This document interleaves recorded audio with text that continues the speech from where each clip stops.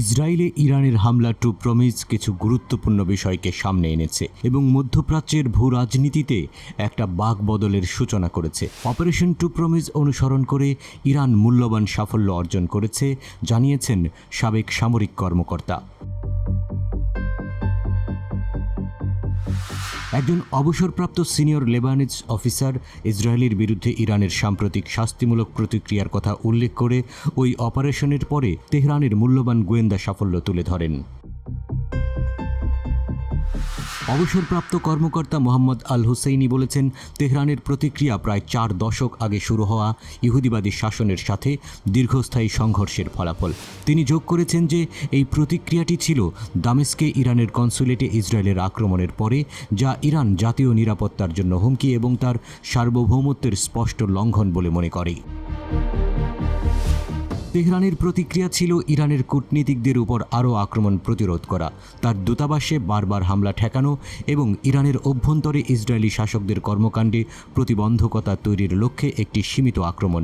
আল হুসেইনি জানিয়েছেন, তেহরান খুবই সস্তা শতাধিক ড্রোন দিয়ে আক্রমণ শুরু করেছিল এবং ইসরায়েলি সরকার এই ড্রোনগুলিকে গুলি করতে $1.5 বিলিয়ন ব্যয় করেছিল। ইরানিরা নতুন কোনো প্রযুক্তি ব্যবহার করেনি, তাই জায়নবাদীরা কোনো নতুন তথ্য পেতে পারেনি, কিন্তু ইরানিরা আমেরিকান ও জায়নবাদীদের ক্ষমতা সম্পর্কে অনেক তথ্য পেয়েছে। লেবাননের এই অবসরপ্রাপ্ত সামরিক কর্মকর্তা বলেন, দ্বিতীয় তরঙ্গে ইরান পুরনো ক্রুজ ক্ষেপণাস্ত্র নিক্ষেপ করেছে এবং আরও তথ্য পাওয়ার জন্য তাদের সমস্ত ক্ষমতা ব্যবহার করে ইহুদিবাদী সরকার এবং তার মিত্ররা গাইডেড ক্ষেপণাস্ত্র দিয়ে মোকাবেলা করেছে। তারপরে তেহরান সরাসরি ফিলিস্তিনের দক্ষিণ ও উত্তরের 2টি গুরুত্বপূর্ণ বিমান ঘাঁটি লক্ষ্য করে ব্যালাস্টিক ক্ষেপণাস্ত্র নিক্ষেপ করে। আল হুসেইনি বলেন, ইরানের প্রতিক্রিয়া এবং অপারেশন টু প্রমিসের পর থেকে দক্ষিণ লেবানন ও গাজায় যা ঘটেছে তার মধ্যে কোনো বিভাজন নেই। ইরানের প্রতিক্রিয়া বিশ্বব্যাপী কৌশলগত উন্নয়নের সৃষ্টি করেছে এবং গাজা এবং দক্ষিণ লেবাননের 2টি ফ্রন্ট সহ এই অঞ্চলে জড়িত রয়েছে। ইরানের সাফল্য।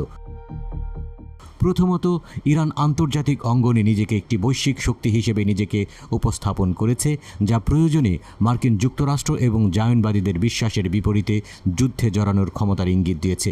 মার্কিন যুক্তরাষ্ট্র এবং ইহুদিবাদী শাসনের অনুমান ছিল যে নিষেধাজ্ঞাগুলো অর্থনৈতিক এবং রাজনৈতিকভাবে ইরানকে প্রতিক্রিয়া জানাতে অক্ষম করে তুলবে। দ্বিতীয়ত, ইহুদিবাদীদের মধ্যে ইরানের হামলার কারণে সৃষ্ট ভয় ও আতঙ্ক। তৃতীয়ত, অধিকৃত ফিলিস্তিনের সাথে লেবাননের ফ্রন্টে ইহুদিবাদী শাসনের বিরুদ্ধে ইরানের প্রতিক্রিয়ার প্রভাব স্পষ্ট হয়ে ওঠে।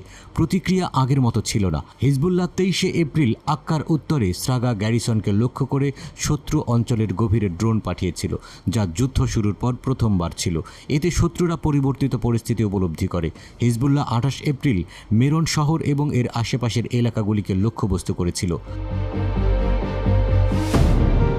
চতুর্থত, ইহুদিবাদী শাসনের তাৎক্ষণিক প্রতিক্রিয়ার অভাব এবং ওয়াশিংটনের শান্ত করার প্রচেষ্টা একটি নতুন পর্যায় স্থাপন করেছে, যা দেখায় যে তেল আবিব হিজবুল্লাহ বা ইরানের বিরুদ্ধে অহংকারপূর্ণ আচরণ করলে এই অঞ্চলে উত্তেজনা নিয়ন্ত্রণ করার ক্ষমতা আমেরিকান বা ইউরোপীয়দের নেই।